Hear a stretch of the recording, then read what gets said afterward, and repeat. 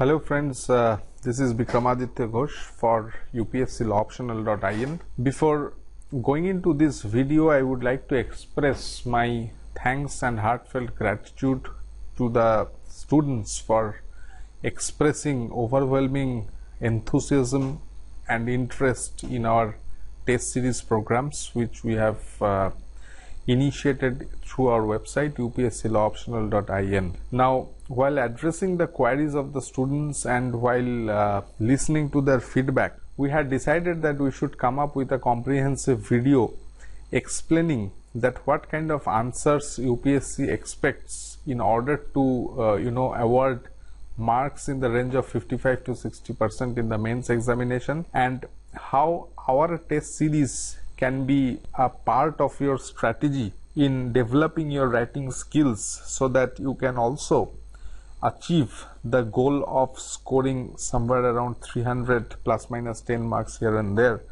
in law optional paper in your mains examination. So this is a video regarding law optional answer writing and how our test series helps you. At the first instance, we would discuss what a good answer is all about, what UPSC expects in a good answer, and what kind of answers fetch marks in the range of 55 to 60% in each questions. And then we will also discuss what are the essential components and features of our test series and why our test series can be a part of your strategy in developing your writing skills. So first we will move on to see that what kind of answers fetch good marks in law paper. Now, in order to understand this, we have picked up one particular question and we will continue our discussion in the light of this question so that it's easy to discuss this instead of doing it in a vacuum or instead of doing it in a vague manner. Now, this was a question which was asked in 2015. The question is of 15 marks. Our first advice, whenever you see a question, you have to understand what the question intends to ask. Therefore, understanding the question is the first step, and I would suggest make sure that you spend at least 8 to 10 seconds for each question, read it properly with complete concentration to understand what the question actually wants to know. Now, here in this question, you see there are three parts. The first part is a general question, what is protected discrimination? The second part is examine how far it is constitutional under Article 15 and 16. This line is a continuation of the second part, give reference of decided cases.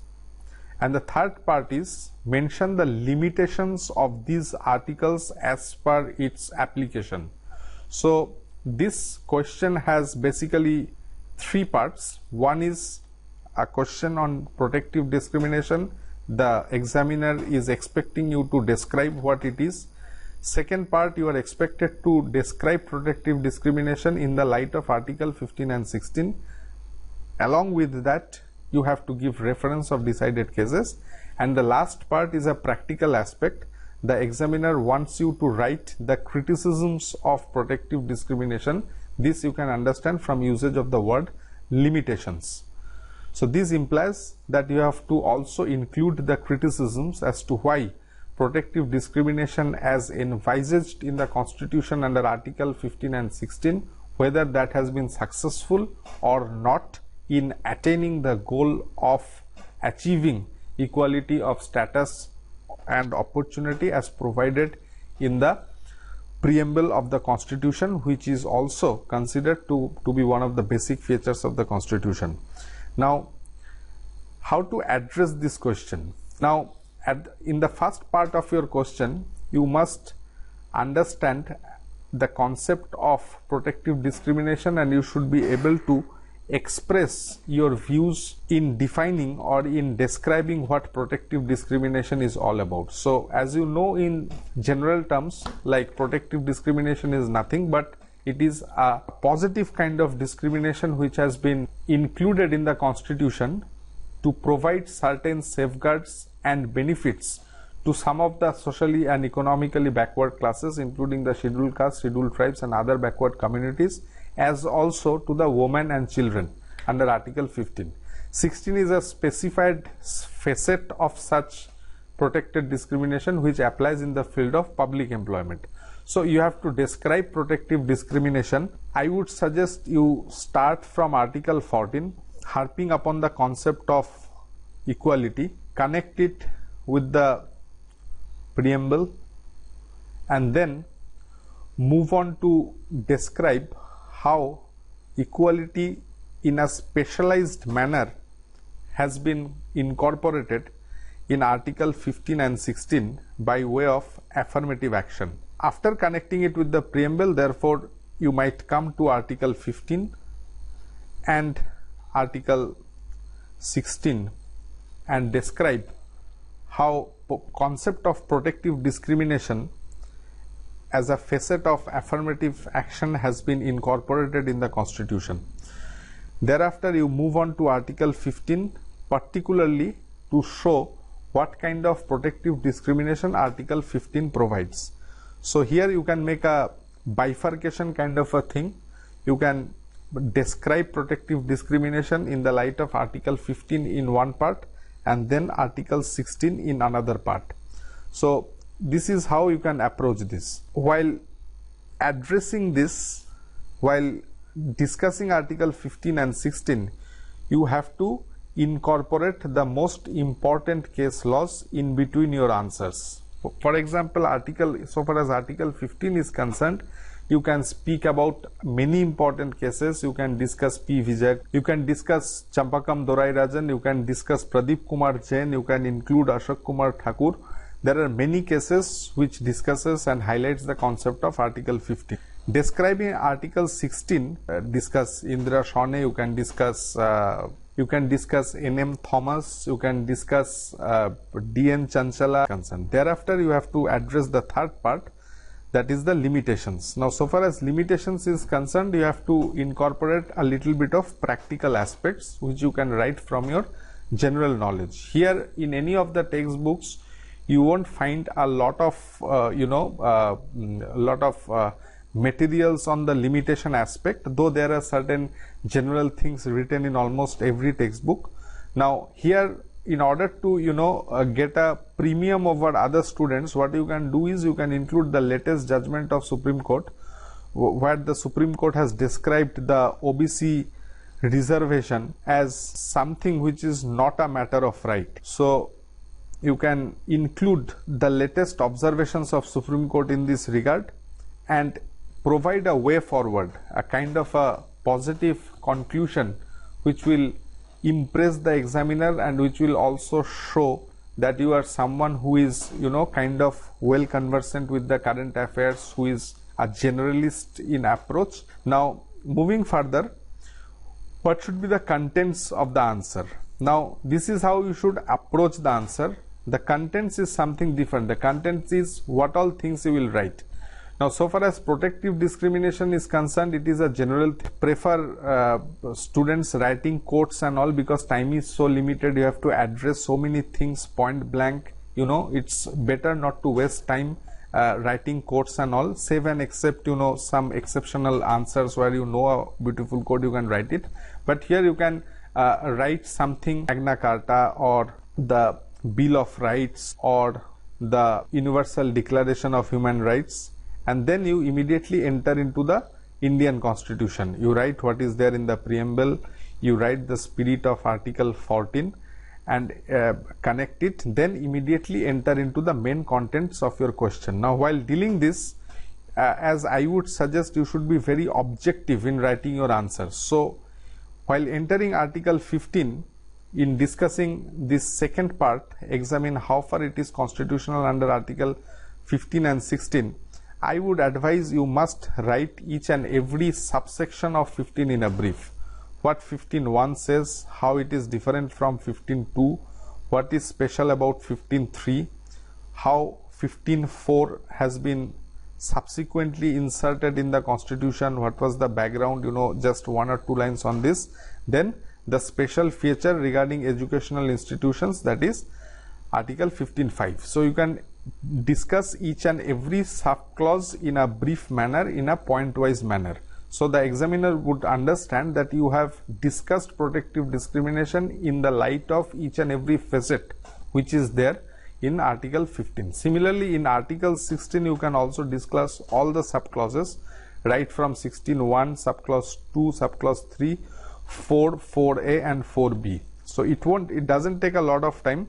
Just make a bullet wise format or prepare a short diagram like providing Article 16, then make a chart like this, 16.1, put a arrow, write just 1 or 2 short lines about 16.1, then 16.2. So this will give the examiner a very good impression that you have holistically covered the entire thing which was required in the answer. Similarly, so far as case laws are concerned, you incorporated in appropriate places. General cases can be referred at the first or at the last in your answer in the second part of this particular question, and so far as specific cases are concerned where something specific has been observed, you can incorporate it at particular places. So far as limitations is concerned, you can also make it in a point-wise manner and discuss how far affirmative action or for that matter protective discrimination has failed to live up to its expectations, and now it has become a plaything in the hands of many communities in the country, or a matter of political mileage for many of the ruling parties, ignoring the constitutional goal that at some point of time the reservation should come to an end. Each and every section of the society should be able to attain the equality of status and opportunity, and in this you can also connect your answer with Article 335 saying balancing protected discrimination and efficiency of governance. So those things you can write in your own way, but I will always prefer you go in a bullet wise manner because it becomes easier for the examiner to understand. So this is also regarding the structure and presentation, as I have said. Regarding 15 and 16, you can use a chart wise format to discuss its subsections, put the case laws in a point wise manner thereafter. This will save time. The examiner will understand that yes, he has covered many things even though in a form of a diagram. And also, so far as limitations are concerned, you can use a bullet wise format to put your points. So this can be a good kind of a structure for this question. Now, having discussed this, one must understand that one writes an answer. Each one of us, we have a particular style of writing. My style of writing will be different from yours. So is the case with each one of us who are writing the test.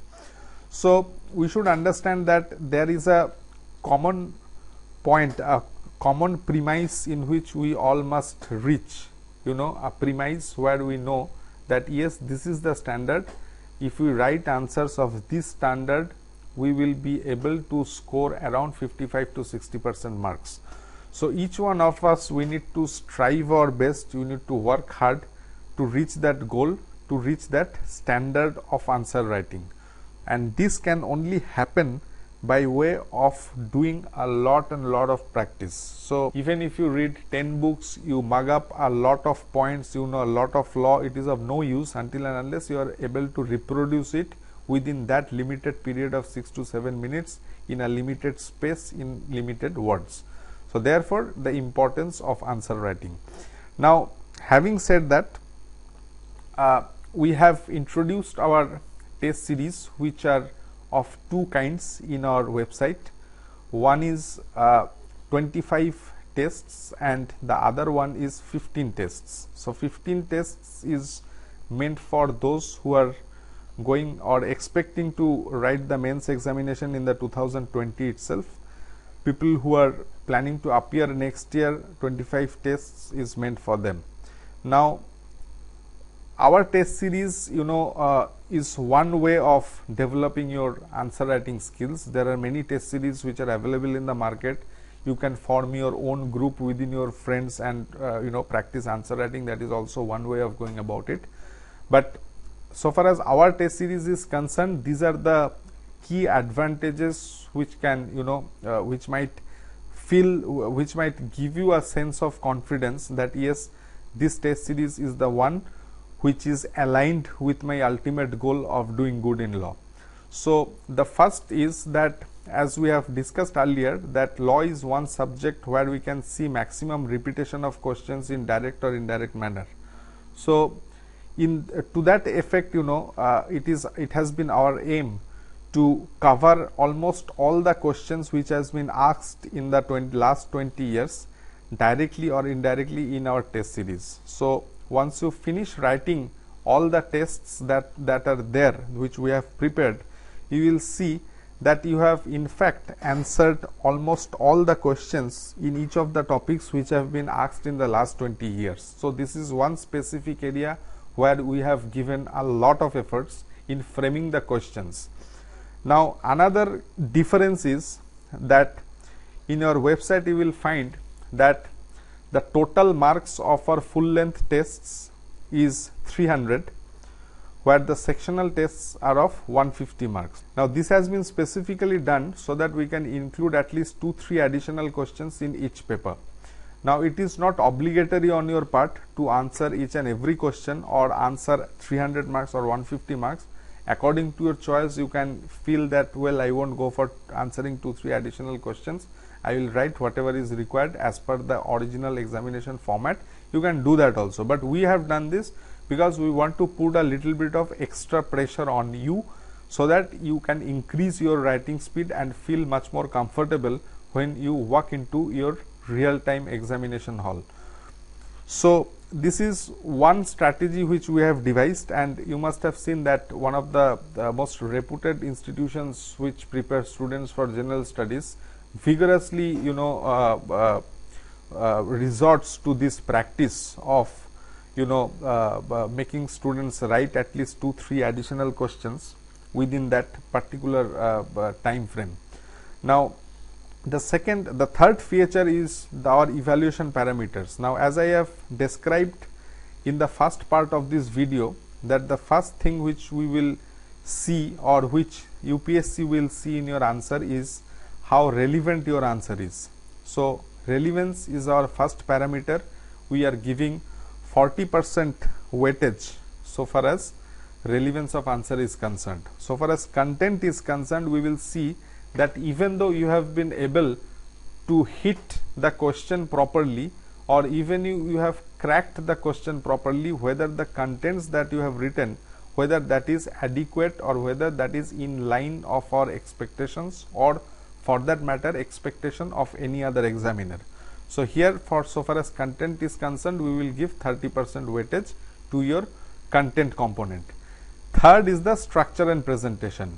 Despite the fact that you have cracked the question properly, despite the fact that your contents are wonderful, we will also like to see whether the structuring of your question is proper and whether you have presented it in a manner which appeals to the examiner, as in the points you have covered is visible, the case laws you have mentioned are visible, and for an examiner who is evaluating your paper, it's comfortable for him or her to understand what you have written and to come to a conclusion that yes, this student has covered almost all the points which were expected to be covered in this question. Now if you can comply with all those three things in a reasonably well manner, there is no reason why you should not be awarded something in the range of 55 to 60% marks. So 60% marks in each question ensures that we score, our total score reaches 300. So breaking up the total target, the ultimate target of 300 marks,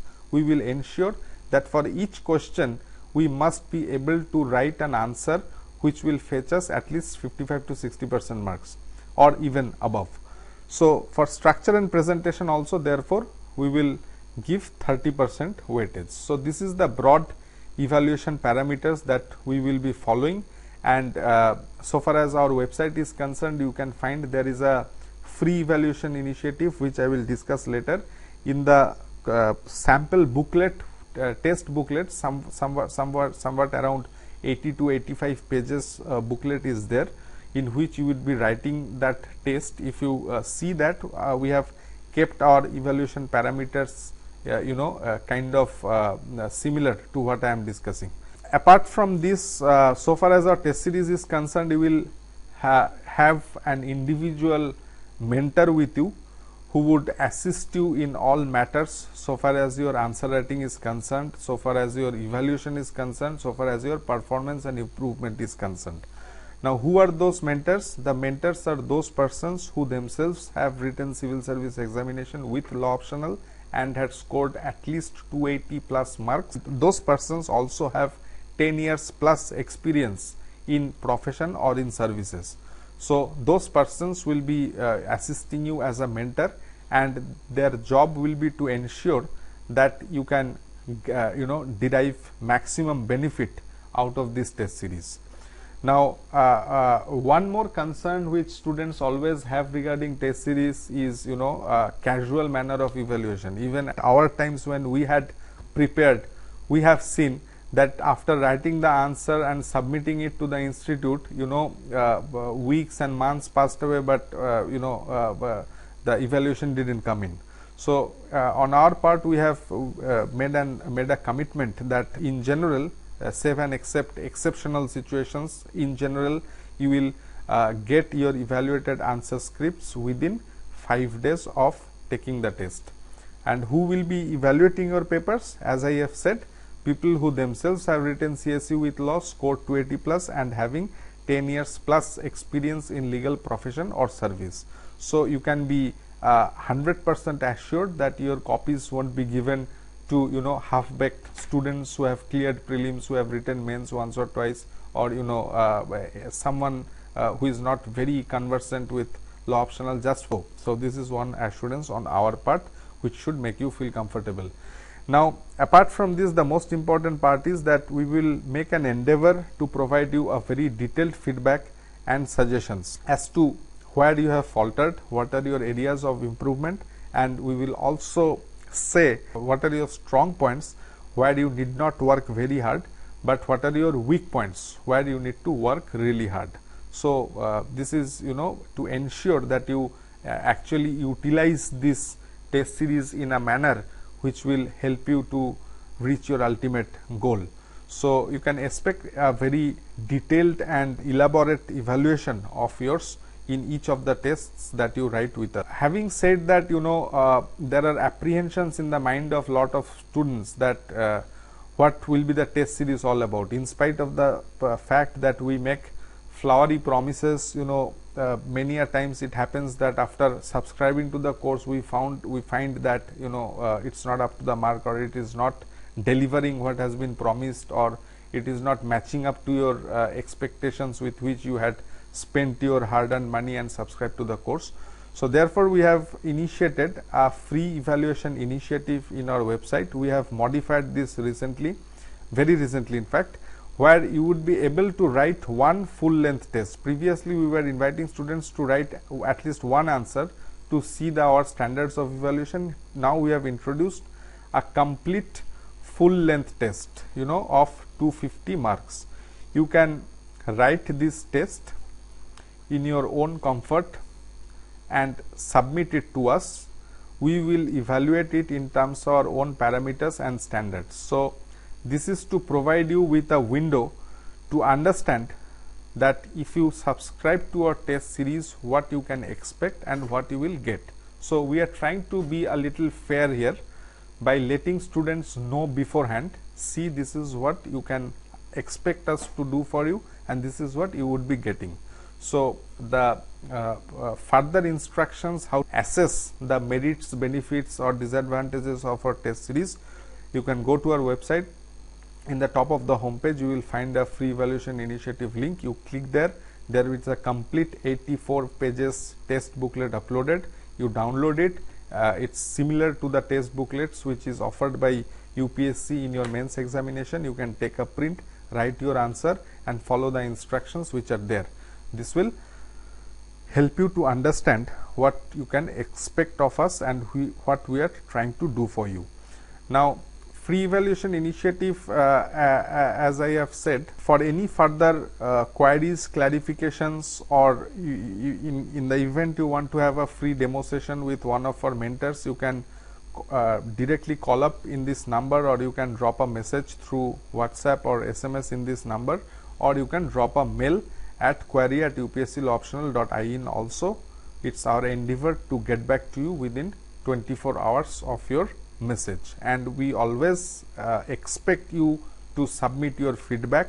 We are very open to listening to feedbacks from students in order to improve our platform, in order to improve our course structure, in order to improve our facilities, to align it with the requirements of the students. So you can always drop a word of feedback in any of those numbers or email.